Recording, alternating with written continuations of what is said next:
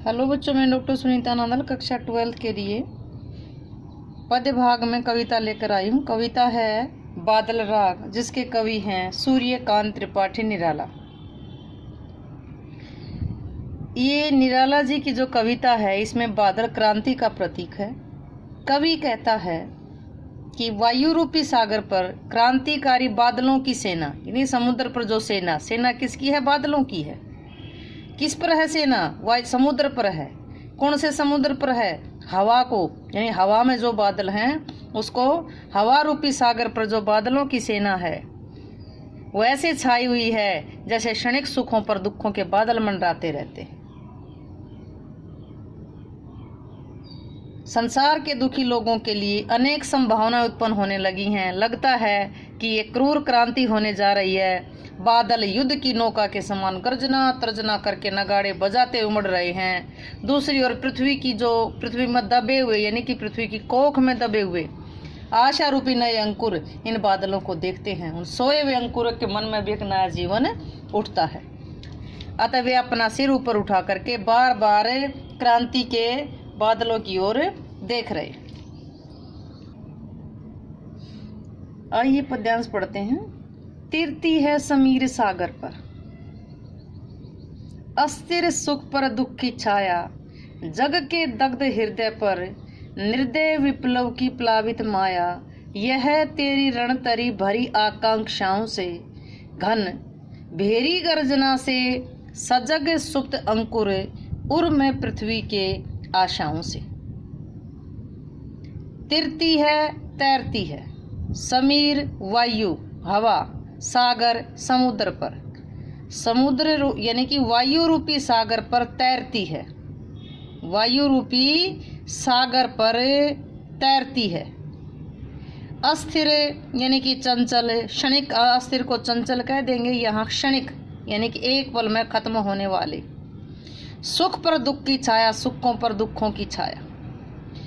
जग के दग्ध हृदय पर, जग के दग्ध का मतलब जला हुआ क्या करता है? दुखी करता है। संसार के दुखी हृदय पर निर्दय निर्दयी, विप्लव क्रांति, निर्दय विप्लव क्रांति, प्लावित माया, प्लावित होता है पानी से भरा हुआ, प्लावित होता है पानी से भरा हुआ। यह तेरी रणतरी, ये तेरी युद्ध रूपी नौका, तरी का मतलब नाव, नौका, भरी आकांक्षाओं से, आकांक्षा होती इच्छा, कामना, लालसा, आकांक्षाओं से भरी है। घन बादल, भेरी युद्ध के, गर्जना से, यानी कि युद्ध में जैसे नगाड़े बजते हैं, भेरी होता है जो नगाड़े बजते हैं, उसका जिक्र है यहाँ। यह यानी कि भेरी गर्जन, युद्ध में बजने वाले नगाड़ों की गर्जना, नगाड़े वहाँ गरजेंगे नहीं, नगाड़ों की आवाज़ होगी। युद्ध में बजने वाले नगाड़ों की आवाज़ के समान तुम बादल गरज करके सुप्त अंकुर, सुप्त सोए हुए अंकुर, जो जमीन में से कोई भी बीज जब निकलता है तो अंकुर के रूप में निकलता है, छोटा सा कुछ टाइप होता है, उसको अंकुर कहते हैं।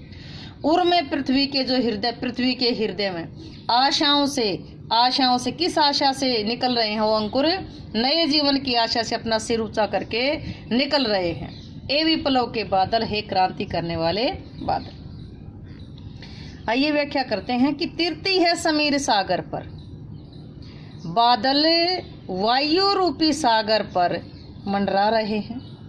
बादल हवा रूपी सागर पर मंडरा रहे हैं और वे इस प्रकार उमड़ घुमड़ रहे हैं जैसे अस्थिर सुखों पर दुखों की छाया छाई रहती है। जैसे अस्थिर सुखों पर दुखों की छाया मंडराती रहती है। यहीं से शुरू करेंगे। जैसे अस्थिर सुखों पर दुखों की छाया मंडराती रहती है, उसी प्रकार बादल वायु रूपी समुद्र पर मंडरा रहे हैं।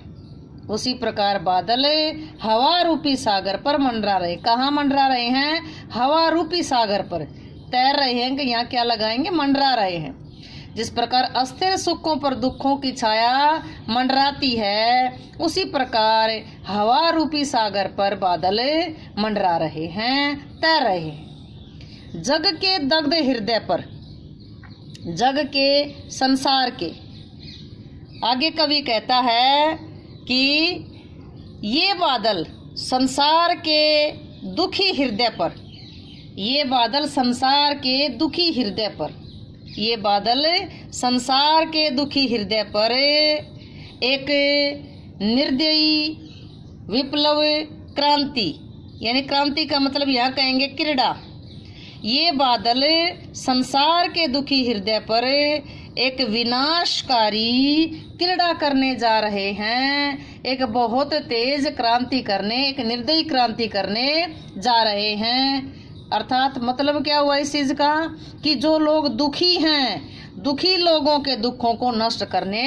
जा रहे हैं। ये बादल संसार के लोगों के दुखी हृदय पर निर्दयी क्रांति करके उनके दुख को दूर करने जा रहे हैं।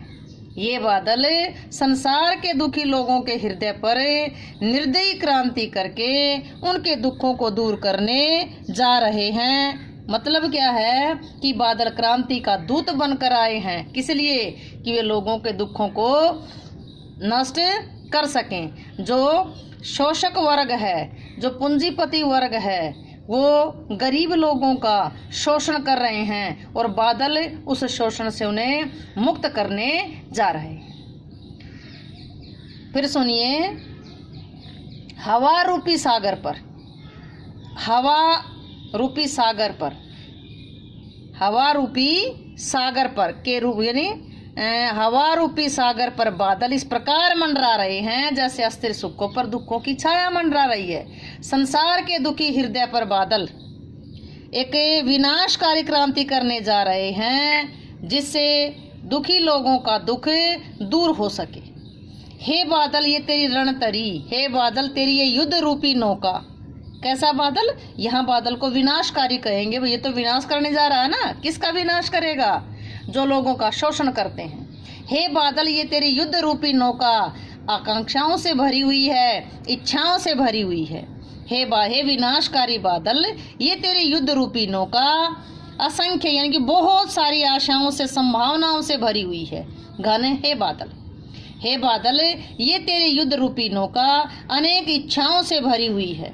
भेरी गर्जन से सजग तुम अपने युद्ध के, हे बादल तुम अपने गर्जना से नगाड़े के समान यानी कि नगाड़े की आवाज के समान, हे बादल तुम अपनी गर्जना से क्रांति उत्पन्न कर सकते हो, विनाश भी कर सकते हो, परंतु तुम्हारी गर्जना के नगाड़े से, घन भेरी गर्जन से, तुम अपने युद्ध के नगाड़ों की आवाज से, तुम अपनी गर्जना से सजग कर सकते हो। किसको? सुप्त अंकुर जो पृथ्वी के हृदय में सोए हुए अंकुर हैं, उनको अपने युद्ध के नगाड़े रूपी गर्जना से, युद्ध के नगाड़े, भेरी होता है युद्ध में बजने वाले नगाड़ों की आवाज रूपी गर्जन, क्योंकि बादल तो गर्जना करेगा। और युद्ध के नगाड़ों की आवाज के समान, युद्ध के नगाड़ों की आवाज के समान गर्जना करके तुम सोए हुए, कहाँ सोए हुए हैं? जो पृथ्वी के हृदय में सोए हुए अंकुर हैं उनको जगा सकते हो, उनको सचेत कर सकते हो। कैसे अंकुर हैं वो? आशाओं से परिपूर्ण हैं, जो इस आशा से भरे हुए हैं। हे बादल तुम अपनी, हे विनाशकारी बादल तुम अपने युद्ध रूपी नौका, जो तुम्हारी युद्ध रूपी नौका असंख्य आकांक्षाओं से भरी हुई है, जो तुम्हारी युद्ध रूपी नौका असीम इच्छाओं से भरी हुई है। हे बादल तुम्हारी युद्ध रूपी नौका तो असीम इच्छाओं से भरी हुई है, इसलिए तुम युद्ध के समान, युद्ध के नगाड़ों के समान गर्जना करो, जिससे पृथ्वी के हृदय में, पृथ्वी में छुपे हुए जो अंकुर हैं वो भी जाग जाएं, जो सोए हुए अंकुर हैं वो भी जाग जाएं आशाओं से, एक नई आशा से, नव जीवन की, नए जीवन की आशा से, यानी कि एक नए जीवन की आशा से, जो वो भी यानी कि जाग जाएं, वो भी पृथ्वी से निकलेंगे। यानी कि तुम्हारी जो क्रांति की जो आवाज है, तुम्हारे जो युद्ध रूपी नगाड़ों की गर्जना है, उस गर्जना को सुन करके वो पृथ्वी के हृदय में जो दबे हुए अंकुर हैं उन्हें, मतलब वो भी जाग जाएंगे, उन्हें भी वो नया जीवन, तुम्हारी वो गर्जना है वो नया जीवन दे सकती है। ताक रहे हैं वो तुम्हारी ही बाट जो रहे हैं, वो तुम्हारी ही राह देख रहे हैं। हे विप्लव के बादल, हे क्रांति के दूत बादल, फिर बार बार वो केवल तुम्हारी ही प्रतीक्षा कर रहे। अतः तुम बार बार गर्जना करके वर्षा करो, वो तुम्हारी ही प्रतीक्षा कर रहे। एक बार पूरी व्याख्या फिर सुनेंगे। कवि कहता है कि बादल हवा रूपी सागर